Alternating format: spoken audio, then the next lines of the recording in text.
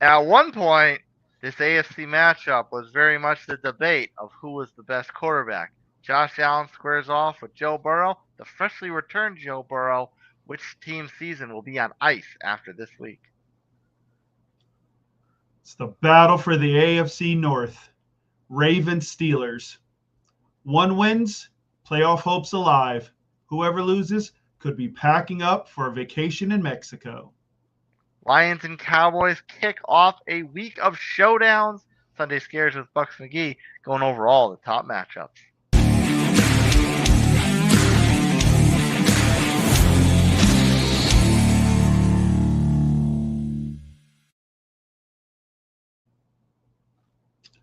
Ooh, here we are, showdown week. It's just doesn't get any better than this, I guess. I want to be excited. I think I'm going to be let down at some point from some game. Don't know which one, but hey, we'll see what happens, folks. We'll see what happens. How are we doing, sir?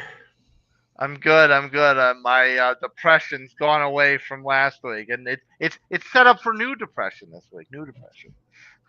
Oh yeah, that's right. You guys are coming to Nuketown. Yes, Nuketown is right. Call of Duty The- reference right there, Nuketown. yes. No, minus Kyler. I'm not gonna lie. I prefer to play Kyler. True, true. Not that I'm afraid of Trevor Lawrence. I just don't like playing in that miserable excuse of an NFL stadium. Well, it is what it's gonna be, man. This is a big one right here. Yeah. Well, this week is very much a week of big ones, and it kicks off with Cowboys and Lions. And the preference of this one going in was a little different because neither of these teams, first of all, they're both on the outside looking in. They're both fighting for a wild card spot, but also both these teams are kind of within striking distance of the division, but in a lot different methods than we thought going in. Not that long ago, we kind of wrote the Cowboys off as having a chance in the NFC East, and due to the Eagles' struggles, it kind of feels like the Cowboys are closer to first place than the Lions are. No one would have thought week 13 the Lions would be on the outside looking in. No one thought that they would be in that graphic in the hunt. Yeah, That's like the dirty word in the hunt, the phrase. with the Panthers. With the Panthers. Yep. Panthers holding on, but here you are. It just goes to show you this season has been unreal. I guess parody, whatever you want to call it. I'm sure the league is loving it. Um, yeah, the Lions have just not performed, and somehow Dallas has survived and wiggled their way in. We thought their, beginning of the season, the run game would have been non-existent. Once Parsons was traded, we thought the defense was going to fall apart, but they've got a potent offense and a somewhat stable defense, though you wouldn't know that from tonight's game with some, quality PI and such, but they're hanging around. So it's a situation of these next, 5 weeks going through. What's going to happen? Which team can, kind of buckle up and get the job done? The Cowboys probably maybe have a better shot than the Lions. Let's be honest, that division is really a yeah, two-team race right now. If you think about it, it's the Bears and the Packers. No one really thought the Bears were going to be in it this far this year, but this is what it is. yeah. We figured the Bears were going to get that thank you card. Hey, nice knowing you. Thanks for playing. Yeah, we really thought probably by week 10 or so they just would have fallen apart and that would have been the end of it. But you got to give Ben Johnson credit. That team's playing well, and the Lions may have to win out literally Yeah, to just get into the wild card, let alone maybe the division. I think the division's out of reach, so I think that the wild card is their way in. But the problem is, the Niners I think have the last wild card spot. And they've got 9 wins, so I don't see the Niners really falling apart. So the Lions are a long shot. yeah. It's sad. Like you said, it's weird to say that. Um, and I mean, to this point in this opener this week, like you said, with the penalties, it's funny. Like someone's got to tell the Dallas cornerbacks that if you go like this, on someone's collar, you should probably turn your head around and watch the ball to get away with it. Usually if you're gonna grab and stuff like that, watch the old guys do it. It's a subtle grab or something like that. Literally, don't let the sun god run past you and then you're just holding on to his undershirt for dear life. It doesn't work well. But at the end of the day, the Lions are doing enough to win. Their offense seems a little off. Goff missed an open guy towards the end of the first half for a touchdown, which really would have put this game out of reach, I think, for Dallas, because they just seem to be out of sync a little bit.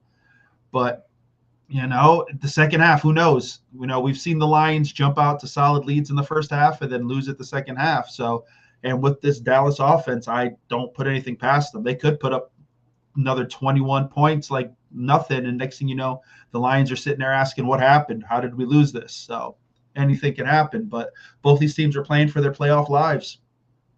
Yeah, the overall flow of the game that I've noticed is there's not a lot of defense being played. They're both offenses are moving the ball fairly consistently. The problem is the Lions are the only ones cashing in. The Cowboys are getting into the red zone and not finishing off drives. Yeah, and that's what it comes down to. This time of year, you get, you're in the red zone, you got to finish. Field goals don't win you games. I know you got, the greatest leg in the league, in the league today in Aubrey, but his kicks aren't worth 6. They're only worth 3. So you got to figure it out real quick, because if this Lions defense, especially this front 7, really gets going, it's going to be a long second half. Yeah, and Amazon made a big deal of the revival of the defense post acquisition of Quinn and Williams. 20 Sherman was very impressed with 21 pressures in those 3 games, and of course won all 3 games since the trade. And aside in that first drive, Gibbs really lit them up, but since that first drive, they've kind of held Gibbs under control a little bit more.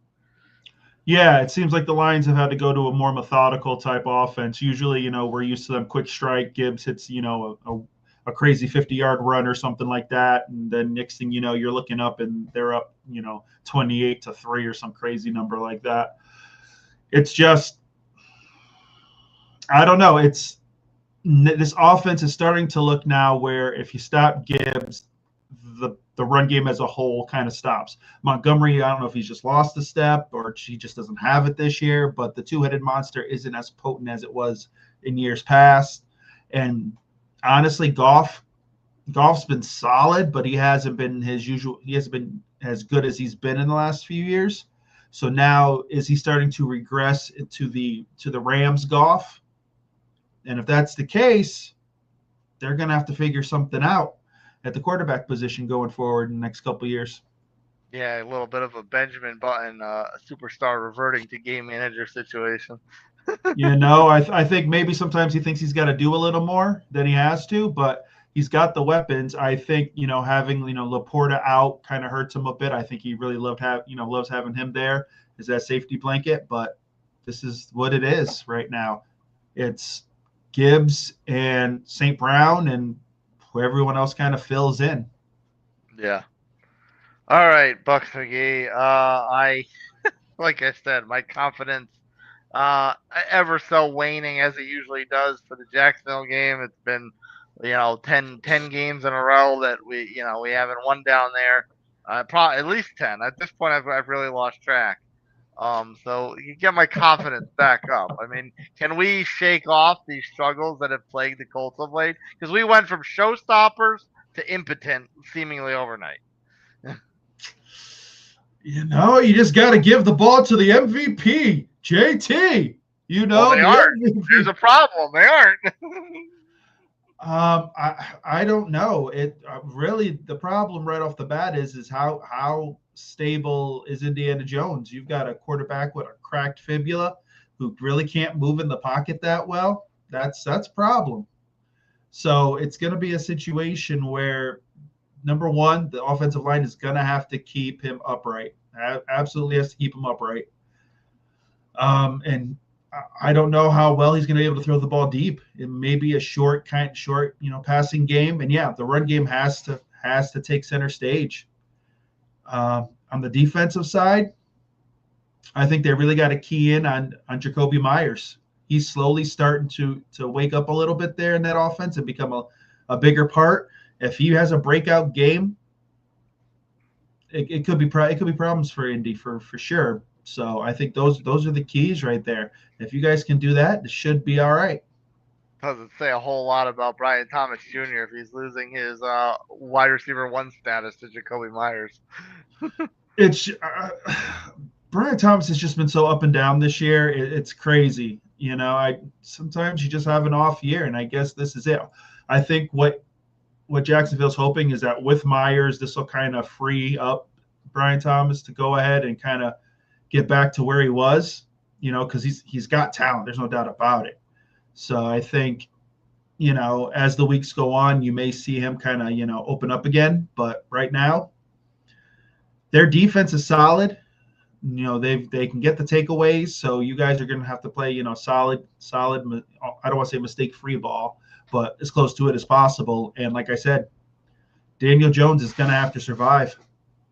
Yeah, and I think you got onto something as far as where the fibula would affect him, and it's in the dropbacks, planting his feet properly to put some air under the ball, because this is a guy that was very mobile in New York, and showed that mostly because the Giants' offensive line wasn't worth squat. But he really hasn't been running a whole lot with Indy because the offensive line is significantly better than the Giants was. So I don't know necessarily if it'll hurt him so much from a mobility standpoint, but I think it definitely could hurt him as far as planting his feet and being able to launch the ball downfield with the strength that he needs to. Yeah, but you still got to be, and that's the thing though. Like that's a decent part of his game. He's not bombing at every play, but you're going to have to try to take shots down the field at some point. Because if all your game is the run game and you're, short, 10 to 20 yard passing game, the Jags are going to eat that up. Their corners are physical, and those guys can get takeaways. So you got to be able to get the ball down the field. So that could be a problem. Our short game this year has really been restricted to Tyler Warren, who's been a phenomenal as a rookie. But Josh Downs has really kind of been mostly invisible this year. So it's really been a lot of Warren and then the downfield attack with Pierce, with Pittman, with Doolin occasionally. So a lot of the aerial assault for the Colts has been those big targets way downfield. So if Jones can't really plant and get and deliver the ball, down the field, then yeah, it's going to be a lot more of Warren, and your short game is going to have to be huge, and the run game is going to have to carry the load, no doubt about it. Here's hoping we slay the boogeyman down there. I'm not very confident, but I've also witnessed so many losses there over the years that it's hard to have confidence in that arena. Well, the thing is now this division has turned into a 3-team race, which is really weird because we wouldn't have thought that. Sad.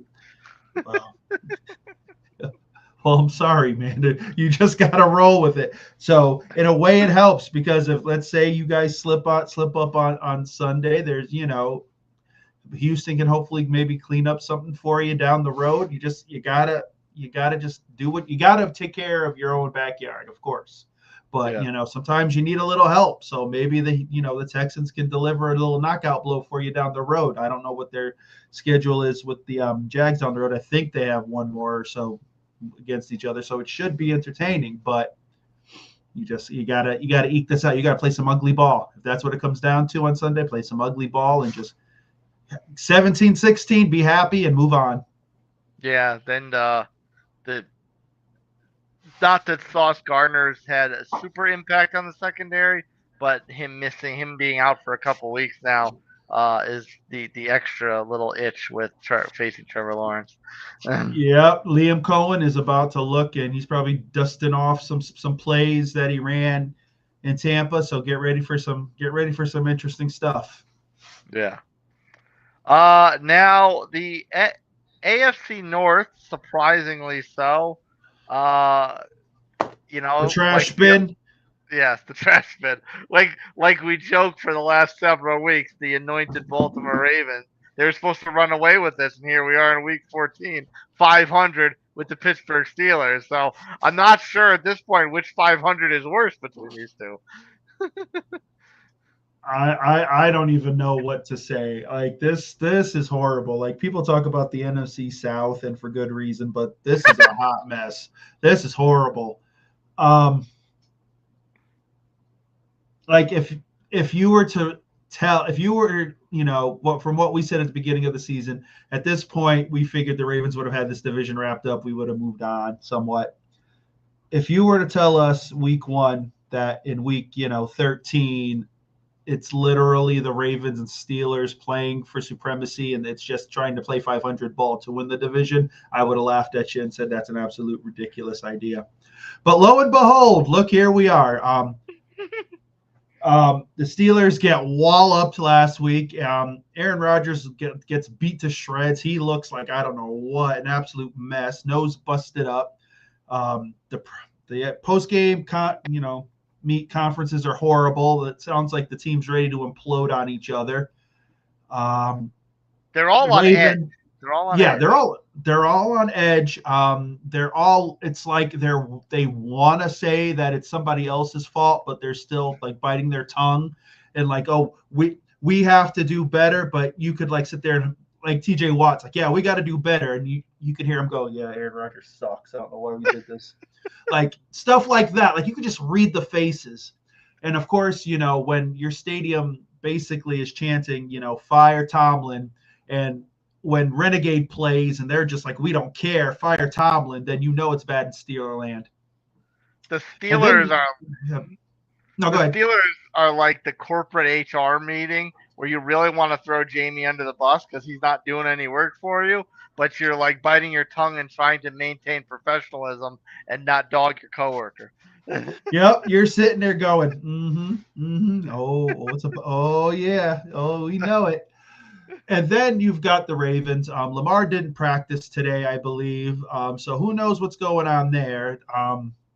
It's just like potential unreached this year. That's all. That's what they are. Potential unreached. As the matriarchs this year of the fraudulent penthouse, it's sad to see it because I literally thought this team was going to be 13, 14 wins. I thought this was their year. If there was going to be a year, this was going to be it. It just felt like things were going their way. They were going to be able to come through and handle business. And lo and behold, they fumbled that. So, yeah, these two teams are going to play. And don't forget, Cincinnati still has a chance to win this division somehow. I don't know. Yeah. So we're going to get ugly ball. Absolute ugly ball here, but it's the ugly division. You can't expect much more than for things to be ugly as sin going down the stretch. I think a lot of America now is sitting there and just wanting to watch the Steelers implode. Now they want to see the Aaron Rodgers show just end. They just want to see him limp out of Pittsburgh and just move on with his life. Steeler fans are at this point ready for Tomlin to move on. A lot of people are saying that this is the time. It's reached a crescendo.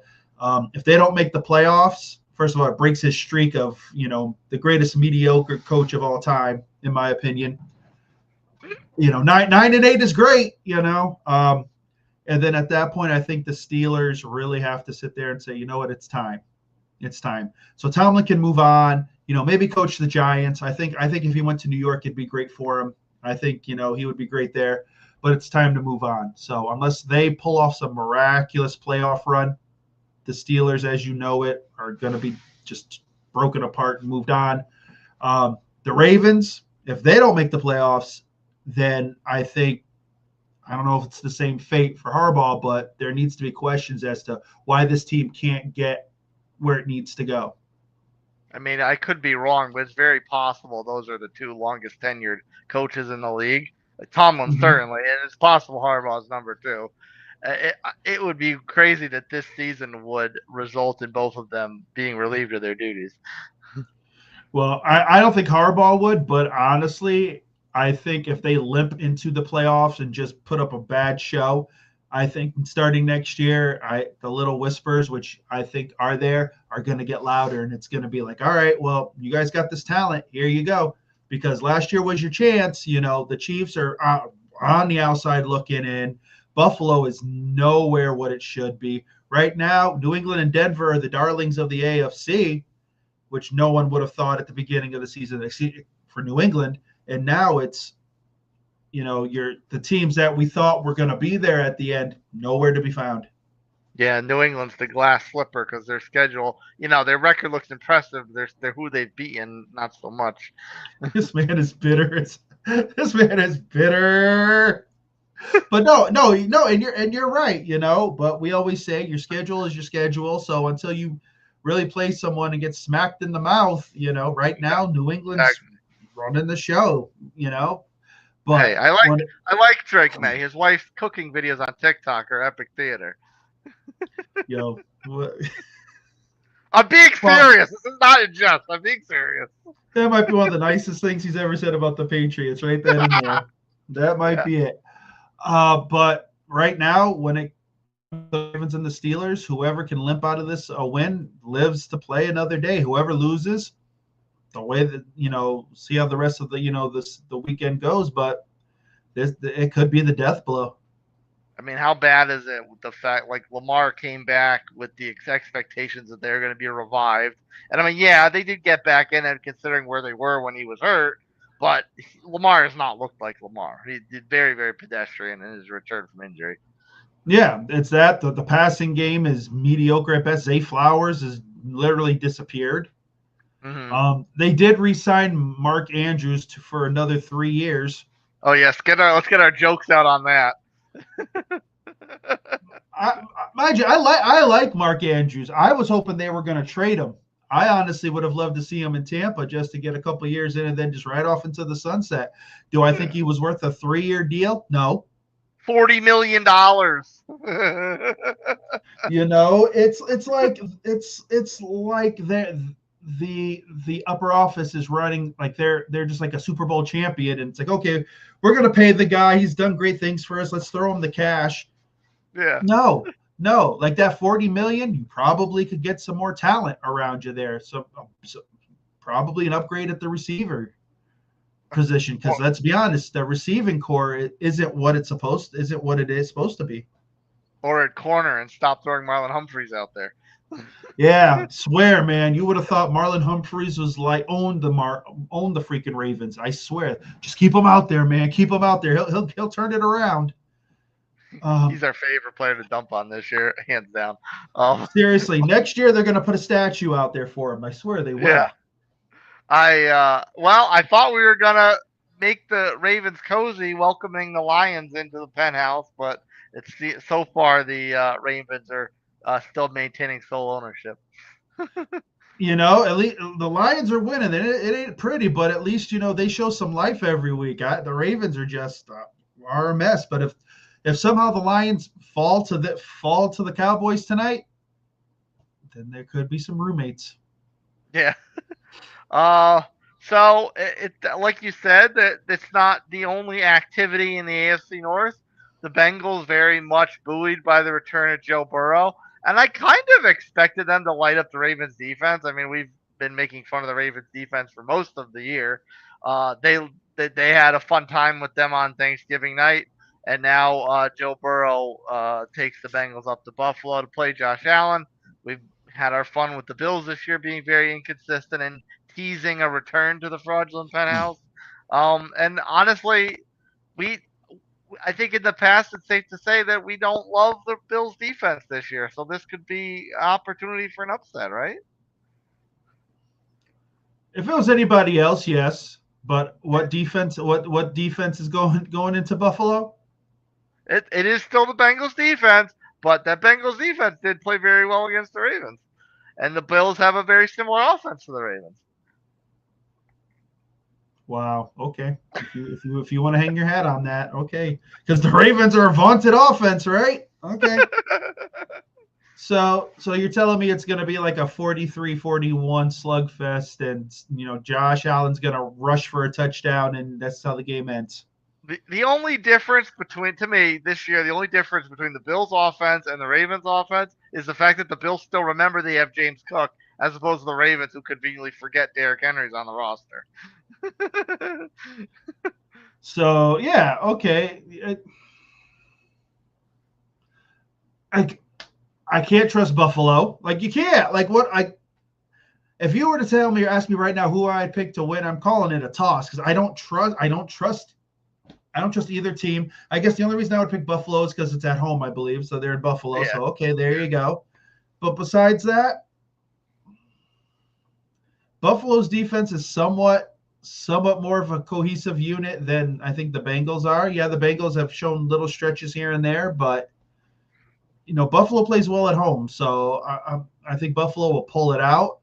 The Bengals have hope that Burrow's going to turn this around and they're somehow going to find their way into the playoffs. I have no idea how that happens. I'm going to have to go on ESPN onto the playoff machine and somehow figure that out because I don't see it happening. Again, it's the ineptitude of the GM and the higher office there in Cincinnati that's put this product out there. So it might be entertaining. Now Cincinnati wins, Buffalo's in a heap of trouble because at that point there's no way they're winning the division, and at that point they may drop definitely into outside looking in. So it's going to be an interesting game. I think since he's just playing for their playoff lives, hoping that they can just stay relevant another week. But Buffalo is absolutely playing for their lives. Oh, okay. Yeah, I mean, I was thinking because Cincinnati with a loss, they're squarely in the role of spoiler. But you think that the AFC wildcard picture is just as competitive as the NFC wildcard picture, where a loss by the Bills kind of threatens them a little bit more with the Chargers and the Jags and the Texans threatening, and who knows if the Colts fall back into that mix for the long haul. That's the thing. There's so many teams that literally are one game can literally flip it for them in the AFC. It's unreal. So yeah, if Buffalo loses and a couple others, they very well could say, okay, here, Buffalo could be sitting there in number 8, number 9 or something. We don't know. It's that sketchy in the AFC where we thought the AFC was going to be a powerhouse. This was the resurgence of the AFC. In a way it is. It's just the teams that we didn't think that were going to be there. It's the resurgence back to 2005. Yeah, exactly. And now the NFC seems a little more sturdier, but you've seen the Rams lose to the Panthers. You've seen the big heavyweights kind of lose to lower teams. So you don't know, but this AFC is crazy. If Buffalo goes on a stretch where let's say they lose another 2 games, they could be out. Mm-hmm. So, if you had to pick, you'd take the Bills, but you do not take the Bills with any confidence. No, if you're asking me if I got $5 in my pocket, if I'm putting that down on Buffalo, no. I'm gonna keep my $5. But yeah, I think that they're an overall better team, but they've got some issues they've got to figure out. Bigger fantasy output: James Cook or Jamar Chase? Oof. Oof. I'm going to take Cook. I think Cook has been a little more consistent, though. Chase has had to deal with multiple quarterbacks, but when Cook gets going, dude, he's the real deal, man. So I'm gonna rock with Cook. Yeah. The other North. This is as we implied earlier that the Bears are the surprise atop not just the division but the NFC as a whole. And the Packers are still maintaining a fairly pretty record despite our lack of confidence in that pretty record. As the Lions fight for survival here, what's kind of your read on the Packers? Are they going to kind of get back on track and beat the Bears, or is it still? Do we believe in the Bears? I feel like we have this conversation every week. The number 1 seeded Chicago Bears. Yes. Who would have thought we'd say that week 13? It's like the axes have reversed themselves. Yeah, I'm in a multiverse. I'm in a Marvel movie somewhere. Yeah. So yes. at this point, you have to give the Bears their flowers, and you've got to say you believe in them. Like, they're good. I think we're looking for something to say nope. And through, maybe the first 10 weeks or so, we were able to say, yeah, well, yeah, they won, but they still do this and they still do that. Well, it works for them. It's kind of like Washington. It's kind of like the reversal. It's just, they find a way to win, and you got to give the Bears credit. And yeah, I think they can beat Green Bay. Green Bay is like that fancy car that looks good. It's got all the bells and whistles, but when you want it to go 0 to 60, it takes like 12 seconds, and you're like, what the hell, man? like you want that giddy up. Like, they've got wide receivers plenty. That's what everyone talks about, their young talent. But yet it just seems like they just don't have the killer instinct. They don't have it. And I don't trust, Jordan Love enough, because again, he'll have one or two plays where you're like, oh man, it's just not there. Their defense plays well, but it's just, I don't know. It just there's just something missing from them. Maybe it's Tucker Kraft being out, but at the end of the day, I think the Bears can beat them. Do you not give them the excuse for the injuries with Kraft? Watson was out. Watson's playing now, but he was out for a chunk in the beginning. Wicks has been in and out. Golden has been injured a lot of late. Do you not give them a pass with those? No, you don't get paid. No, at this time of season, you don't get a pass. You don't get a pass for injuries. Now, if you're a bad team and you got injuries, okay, well, yeah, you guys suck. You got your one or two starters are out. I can see, like, your lifelines are gone, but it's one of those things where they still have, Love's been there all year. They've got other guys. So at this point of the season, everybody's nicked up and beat up.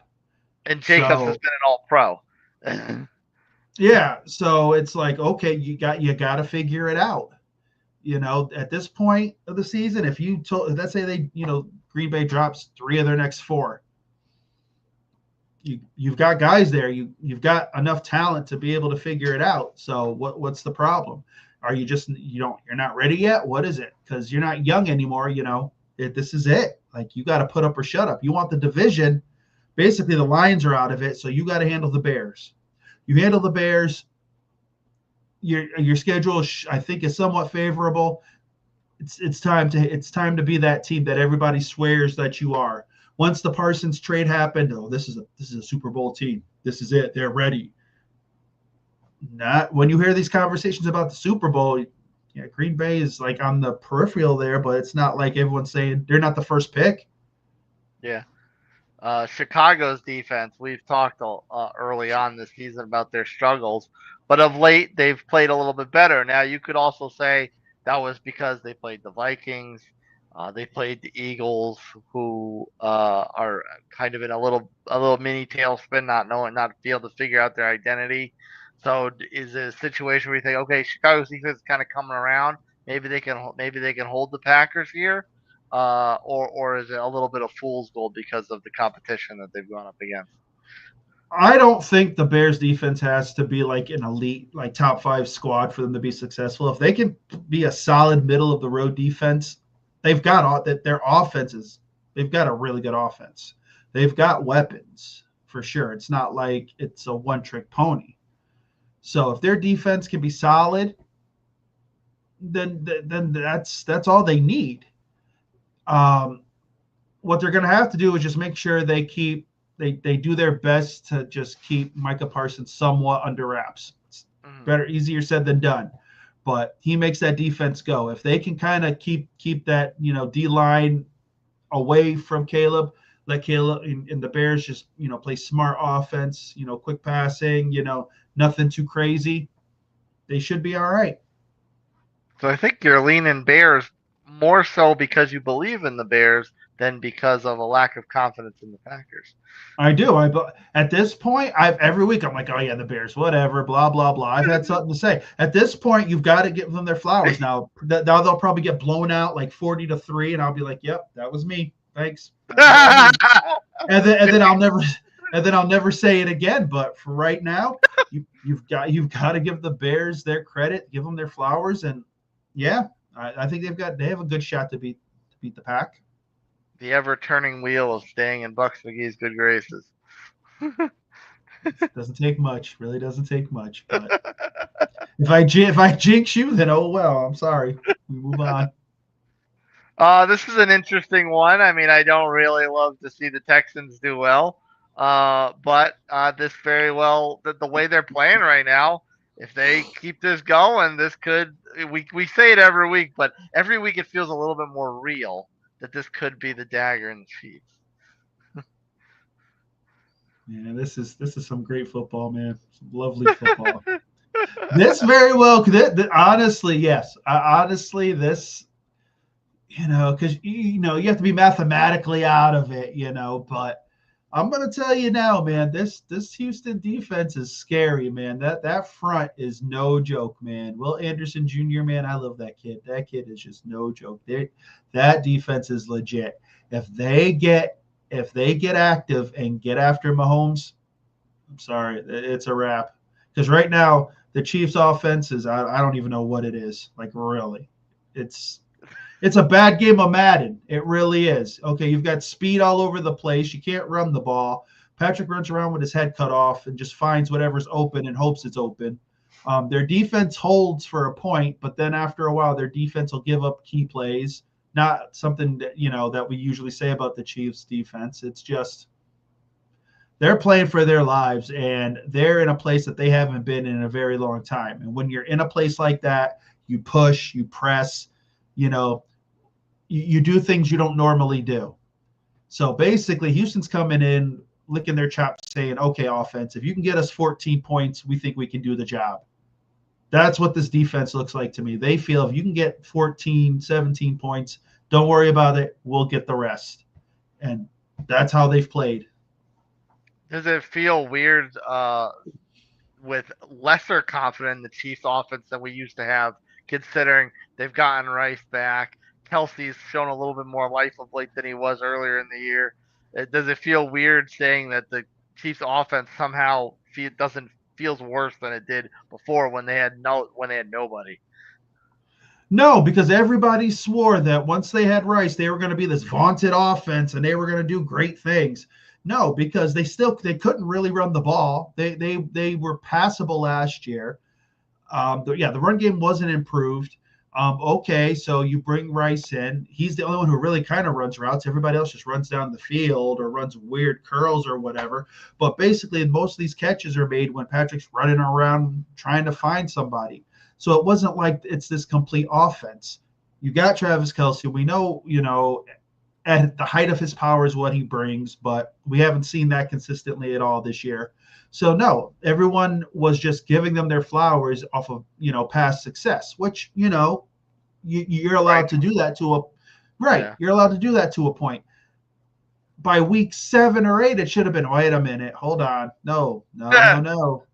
This team isn't right. This isn't the Chiefs we know and somewhere in America they love. So no, like I knew this wasn't going to be right because I didn't believe in it.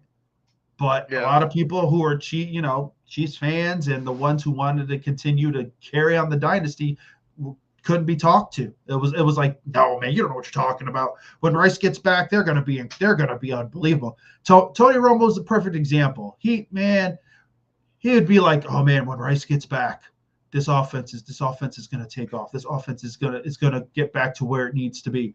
Yep. Well, what week is that? Week 24? Week 25? Tony Romo slowly devolving into Chris Collinsworth. For real, dude. He's like Chris Jr., man. I swear. I can't handle it. So, but no, they've got to figure out something and something quick. I don't know, because right now they're third down in a dust to win. There's nothing to it. I like that. I don't know. Honestly, the mystique of it is really over. Yes, you still have to watch for Patrick because he has that ability to make those plays. I get that. I still respect that. But it's not like they walk into the stadium and teams are like, oh, we've already lost. Yeah. And the other side of it is the aspect of their game that was keeping them afloat. The defense, I think we're starting to get to the point, especially after seeing what the Cowboys did to them on Thanksgiving, where the Chiefs defense is starting to break a little bit. Now, is that because they're not as good anymore? Chris Jones showing some age, or is it just a matter of the Chiefs' offensive struggles and that defense is just getting that usual tired feeling from playing too damn much? Could be a little bit of everything. If you watch Chiefs games, this year, you've heard some, announcers say, yeah, with Chris Jones, sometimes he kind of freelances and does his own thing. And you've seen him and like the guys get into it on the sideline. Like, he'll rush, leave a gap open, and next thing you know, the quarterback's scooting through for, 15, 20 yards. For some reason, it just feels like he's got to do it all on his own, and it doesn't work that way. That a defense will get tired when your offense can't stay on the field that long, and their cornerbacks are starting to show some cracks. There's penalties that are becoming more and more prevalent, and it's okay if you can hold the rush. That's where their bread and butter is their pass rush and how Spags can hide it and bring the blitz. If an offensive line can kind of just keep that at bay and a quarterback can make their quick read, this defense is rendered useless. All that being said, how confident are we in the Texans? The defense is amazing, but their offensive line's been very hurt this year. C.J. Stroud's only been back from injury one game. Do we think this is just going to be a whole lot of ugly in prime time and team with the ball last wins, or the Texans actually have a chance to win this going away? It all depends on the Texans defense. If they can get some turnovers, then I think Houston can win. I think it's going to be ugly ball. I don't know what the Chiefs are going to do because like I said, they can't run the ball. So the question is do they have to sustain drives throwing the ball? It's not really a recipe for success. Some teams can do it. I don't trust that the Chiefs can do it consistently. They might pull out their trick playbook and pull out some fun, funky stuff. But if Houston can keep on Patrick and make it uncomfortable for him, Houston could be pulling out a win. And all the negative things about the Chiefs that are very much validated. That is one thing they actually have done well is take care of football. For the most part, yeah, there have been some games though when Patrick will throw a pick here and there, trying to do a little too much. But the problem is that Houston just gets after it, and that KC offensive line has been banged up. And they've had some guys miss some games recently. So if that offensive line isn't 100%, they're just gonna sick the dogs and just say we'll see what happens. The dogs. And this is a good week for primetime. I mean, we've got this game, this Cowboys and Lions game. We've got Texans Chiefs on Sunday night, and then Monday it doesn't slow down. The Eagles go into Tinseltown to play the Chargers. Chargers have, that kind of roller coaster season, and the Eagles their kind of identity crisis has been biting them in the rear end of late. So is this the opportunity to right the ship, and on maybe a Chargers off week, or the Chargers playing better? Because you've had a love-hate relationship with the Chargers this year. I try to love them, and they just make me hate them. I try to love them. I really do. Like, I want to. I like Herbie. Like, I want them to. You know what it is? Because I like their uniforms. It's like I just want them. It's like, yeah, it's like you're a teacher and you got that kid in your class who just can't get it right, but you're like, you want him to succeed, and you're like, nah, man, he's gonna be like a dork the rest of his life. It's just not gonna work out. I don't know what he's gonna do with himself, but you want him because you think he's got it. You think he's got it, and he just doesn't figure it out. I know you love the high school comparisons. I was totally gonna go in a different direction. I was gonna call them the girl you fell in love with freshman year. Things didn't work out, then all high school was really awkward, and senior year you're back in love with her again. Oh wow! See, that wasn't me, man. Once it was done, man. I can't go back, man. It's like because can't go back because everyone's like, oh man, see, we knew you liked her. It took you 4 years. Like, I can't do that. But I don't know. Like, Herbie had the surgery on his non-throwing hand.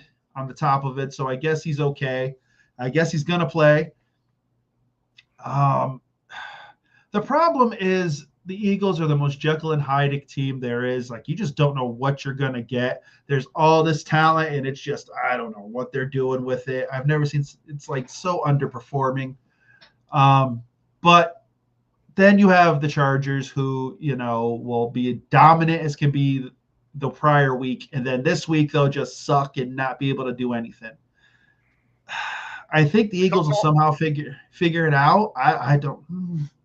It's almost like who's the worst. They're both Jekyll and Hyde. Who's more Jekyll and who's more Hyde? Yeah, exactly. It's like they're going to get together and say, okay, well, this, you guys do this, we'll do that, and just see what happens. It comes down to the Eagles' offense. Like, what are they going to do? Are they going to throw the ball? Are they going to run the ball? Like, what happens there? The play calling. Because literally, Philly fans are in arms. They egged the OC's house this past week. Yeah, man. There was, here's one thing. I'm an older guy.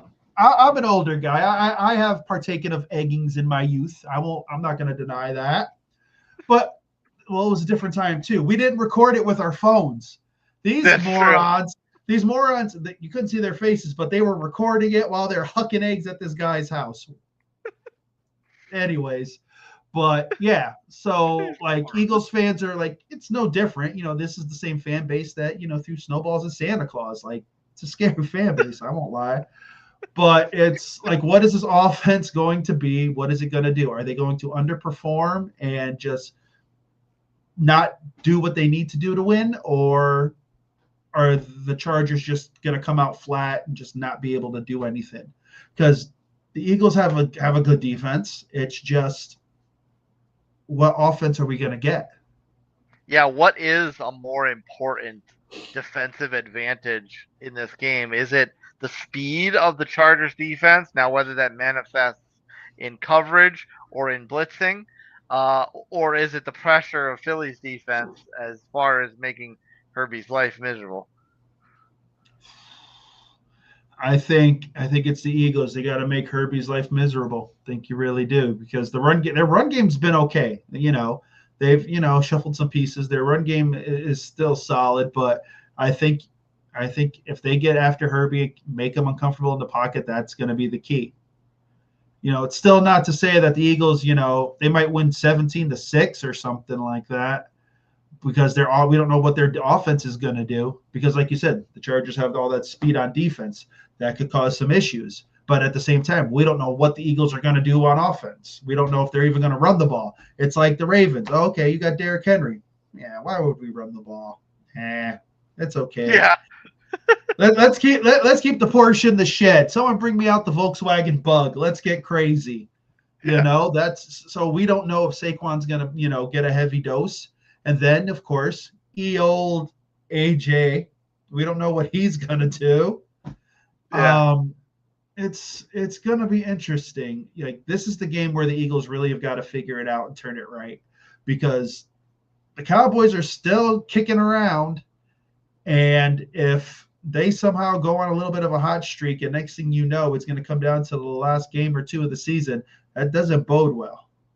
Yeah, here are the Cowboys not looking great against the Lions, but if the Eagles lay an egg and can't figure out their identity and the Chargers beat them, it doesn't really matter that the Cowboys lost, because nothing really changes.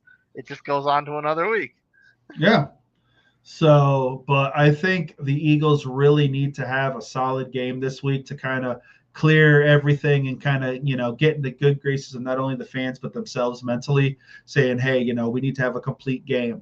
Because if it's uneven again and they somehow blunder this one, it's going to get crazy in Philly. Yeah, and that margin for error is getting significantly tight with Phillies trying to figure out what their identity is. Exactly. Well, Buccs McGee, that is a lot of matchups, headline matchups. We'll figure it all out on Sunday night. Sir, take us off air as we get ready for Week 14.